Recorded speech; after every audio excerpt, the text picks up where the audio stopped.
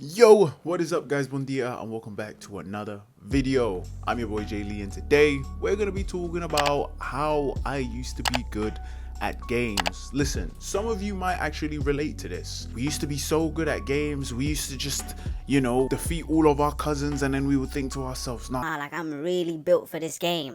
but nowadays it's like you're struggling to even pick a game to play, and then if you do get the chance to play, it's like you just switch on your consoles and then you switch them off again. But let's talk about it. Growing up, I always had a passion for games. Everyone knows that I love anime, so those were primarily the games that I was playing. But your boy had the PlayStation 2. I was playing SmackDown vs. Raw 2005 all the way up to 2008, 9, 10. I was playing Pro Evolution Soccer because it was huge at the time. FIFA, playing NBA 2K, Naruto Storm games, even the Dragon Ball Tenkaichi series. Your boy was on it. There were other games like Rocket Power, games like Zelda and Final Fantasy that I did play, but I didn't have huge interest in them because of their complexities. I was a simple kid. I want to see shining lights and I want to see the characters win, or I want to play a football simulator game. That's all I wanted. And I am not the eldest cousin in my family because I'm Portuguese and we have loads of cousins. But I was one of those cousins that did have the fortune of having a father that was gaming. So my dad had all the consoles. Name a console and he's already had them. And growing up and seeing my dad play, naturally I wanted to play other games such as GTA, but I was quite restricted as a kid from being able to fully game all 7 days of the week. Like, the rule in my house was on a school day and the school night, there's no way you're touching the games. You can do whatever it is that you want to do, but the moment it hits Friday and you're back from school, you can play. You can play throughout those 3 days, and boy was I looking forward to Friday, bruv. That's the only thing I cared about when Friday came along, bruv. And when it was Thursday, I knew I was one day off Friday. And when it was Wednesday, I knew I just had to power through Thursday because it was gonna be Friday the next day after that. I was one of the youngest in my family. There were people that had these games and they were way better than me. So I wasn't just gonna sit idly by whilst I'm getting my ass beat at every family function. I actually said, nah, I'm gonna actually pick myself up, learn these games, because I have these games back home, but there was no online back then, so we had to just play whenever we saw each other. So I was grinding, and then gradually, after every birthday, after every Christmas, every Easter, and every other barbecue, I was gradually realizing that, yo, I'm getting good at these games, you know. So back then I was mainly playing fighting games and sports games because those were the best games to play for two. And I realized I was gradually getting better to the point that I became that cousin. To beat. Everyone was like, Okay, JC's here. Yep, we're gonna have to circle around, and it's gonna have to be long. It's gonna get annoying, but no one's gonna be able to take him off the pad because he's just too good at games. I know I was good. I can't sit here and ever think to myself, you know what, I am not good at games. And at the time, I would go to school and then I would talk to my friends about, oh, my days, this game, that game. And I'm actually pretty good. And they'll be like, what? No, you're not better than me. But we had no way to actually prove who's better without going to each other's houses to actually play those games. And that sends us off to the second point.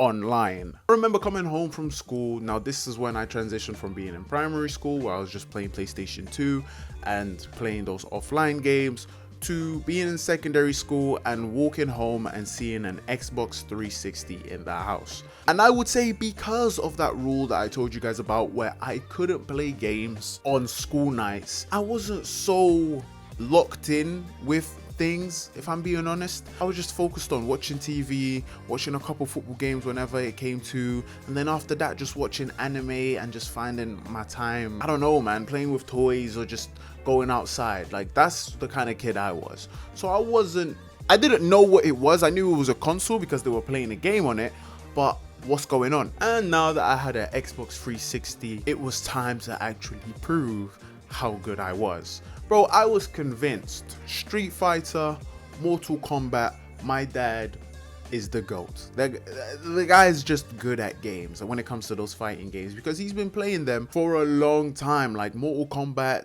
Street Fighter, games like Tekken, those fighting games have been around for a very long time. And he's deciphered most of the combat codes. He knew every fatality and finisher available and all of the mechanics of those games. So having him as someone as the pinnacle of strength on that genre of games, I knew I was good at fighting games. And then I went online. When I was playing FIFA, my cousins literally would make a line because they knew that every time I would play, I would beat one after another, after another, after another. So the moment I went online, I knew this is going to be a piece of cake. But that wasn't the case. And I was playing games like Naruto and Dragon Ball, and at the time, some of them didn't have the online feature. But the moment they did, I hopped on it. The moment Dragon Ball... Pause. Whoa. The moment Dragon Ball Xenoverse released, that me and my boys were like, yeah, we're on that. Let's go. Let's play. Let's see who's active in this Dragon Ball thing. Let me tell you, it wasn't as sweet as I thought it would be. Gaining that access to play with random people across the globe made me realize how competitive gaming is. It's truly amazing that we grew up playing these games within our households and playing with our cousins if we had any. But the moment things started transitioning to online, especially on those early stages, you were brought together because you guys are playing a game. I'm not trying to sound like I'm all, philosophical and the power of friendship. I ain't pushing that forward. Gaming was a fun place, and even when things were slightly toxic over on Call of Duty and most PvP games, it was still extremely enjoyable. Yes, I was starting to lose a couple games, and I kind of realized that, whoa, I have to up my game because the people I play in my family, like, if I beat them, then I thought I was up here, but really and truly, I'm actually down here. I remember that it was me and a batch of my boys would literally hold tournaments of like 9 to 15 people where we would all fight on Dragon Ball or Naruto. I remember that the moment that there was a game that was released that was slightly interesting, we already knew it was going to have an online feature, so we all went for it. I remember that me and one of my boys played 200 consecutive rounds of For Honor just so we could improve. Don't get it twisted. I've always known that there have been gaming tournaments and that gaming has always had an echelon that's for the upper players that go there and, play the game professionally to make money. I've always known that. That's always been a thing. When those kinds of game modes, when those kinds of competitive games start spreading towards the people that are just genuinely just trying to have fun, that's when things kind of went sour. The rise of streamers and the rise of esports. So we're going to bring onto the stage Fortnite. That game for me was the game that genuinely did it. It kind of changed the landscape of how gaming is perceived today. It's no longer a thing where it's just, let me hop on with the boys and play some COD. It's now a thing where we're gonna get the game and we're gonna see how high we can climb in the ranking. So everyone has a competitive mindset when it comes to the games. No, not a competitive mindset when it comes to being better and just genuinely enjoying the game. It's I'm going to be better and I want to be better than Ninja, better than I can't even say some of these people's names because they're cancelled now. But you guys get the point. 2016, I remember being bad at Fortnite. I was bad at Fortnite. But it was still fun playing with the guys, shooting some people, building a couple, couple houses, little squares and that. I jumped on Fortnite the other day. Please tell me why All Might, Tony Stark, and Gojo hit me with a hollow purple. What? But all jokes aside, these kids that are like 14 are building 5-star hotels before sniping you from a distance, mate. Or they entrap you within your own house to then build the slightest hole just so they can snipe you through it. Like, I don't ever see that as fun. I see kids with setups that are worth 1,000 to 2,000 to 5,000 pounds just so they can play some Fortnite. Why? Because everyone wants to be the next ninja. Everyone wants to be the next streamer. Everyone wants to have the next diamond, plat, immortal status above their name when it comes to every game. In my opinion, I say this is slightly because the transition from YouTube, where you watch your favorite content creators that are maybe playing COD, doing some crazy trick shots, and they're demonstrating how good they are in the game, it gets clipped, it's chopped up, it's edited and posted.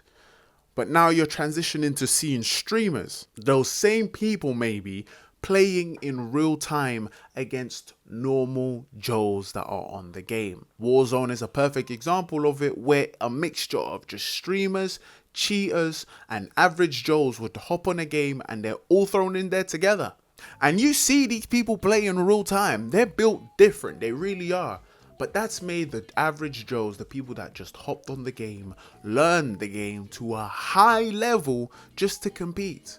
If I learned how to play Fortnite to a decent level nowadays, put me in a time machine, send me all the way back to 2017 and I play against the rest, boy, do you know how good I would be? Do you know how good I would be? Tell me I'm lying. But the landscape of gaming has changed just like the times, so it's normal. It happens, right? Not really complaining about it, even though I kind of am. I'm just trying to justify why I've become so bad at games. These days, gaming has become so boring. Yes, I said it. And a lot of you are going to be like, Jay, no!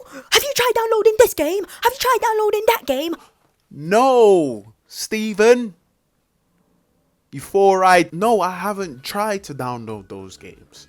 Because I'm not going to download those games. Why? Because if I download those games and I'm trying to have some fun with it or trying to just understand it, I'm getting ulted from the top rope. From the 8th floor. I'm getting ulted. I'm not trying to say that the best players need to lower their level. I'm not saying that whatsoever. I'm saying that the matchmaking and the whole process of making games nowadays is broken because it's catered towards people wanting to play ranked and wanting to be the next top streamer or the next top gamer, trying to make millions off of the games. You're an average Joe, and not everyone is gonna get there, but making everyone be so competitive takes away from the joy of the game. I remember downloading a game called The Finals. It came out, it was a free game, and it looked so fun. It's a colorful game, new mechanics when it came to what you could do, how you could gain the advantage, and how everything in the game was something that could be destroyed. I thought to myself, yeah, this is the next game that I'm gonna bang out, I'm gonna enjoy it, and damn, even above all, it's free. But it was short-lived, because the moment that the battle passes started coming out, the moment that the ranked system was released, best believe I couldn't load into a normal game. Even though I could switch off the crossplay, it wouldn't make any sense. It wouldn't do any difference because I was still getting absolutely demolished by people that want to join FaZe Clan. You're not going to join them. I think games like Dragon Ball Sparking Zero are going to be extremely successful. Why? Because I think that it's going to bring a lot of nostalgia to the people that used to play these games back when online wasn't a thing. They're going to introduce online so we can play with our friends and we can be competitive. And it's also going to most likely have some sort of ranking system because every game nowadays has that. But that's fine. That's perfectly fine. I can deal with that because I can simply sit back, play with either friends or play the story mode as many times as I would like and just enjoy the game for the sake of enjoyment. Now, the games I play, considering that now I make content, I spend some time streaming, and now I have a community that puts me onto all of these games. I've been playing games like Valorant. I recently played Overwatch for the first time, and surprisingly, I actually enjoy both of those games. I'm someone that's just so used to playing games with a controller, and I had to learn how to use mouse and key from scratch. So even though that there is that learning bump that I had to get over, your boy started to enjoy those games. So maybe I need to be introduced to these more modernized games that people play that are considered, esports games. But I'm seeing that it's a cat. But I see that in this day and age, most of these games are made for the people that are within the gaming community. But that's not how it was before. Before, it was you're gonna go pay 30 to 45 pounds to buy a game that you're gonna enjoy and that the next person that's gonna give it a try is going to enjoy. It's games that I'm not saying cater to everyone, but the games that are being made are just games that are gonna hype up only the people that play games, if that makes sense. Games like sports simulators are losing its value because one, the prices are ridiculous, and two, it's not good. There is no reason for a game like NBA 2K to have a battle pass. I don't want to end it off on the negative and make it seem like I'm just complaining. I'm just here to say that, hey, gaming has changed tremendously. And if you are a member of the gaming community and you're really in there and you're passionate about it, just understand that the people that don't play games all the time but want to play games aren't enjoying games right now. And I am one of those people. I really love games, but I'm struggling to pick up a controller or pick up any game because I suck.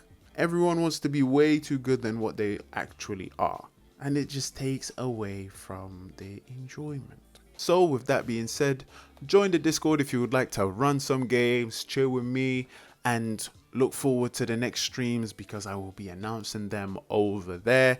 And if you have some good gaming suggestions, hey, let me know. It's been your boy Jay Lee. Hope you guys enjoyed the video. Leave a like, subscribe, hit that bell notification so you guys don't miss out on another upload. And I'll catch you guys in the next video. Boy, it's hot, man. Damn.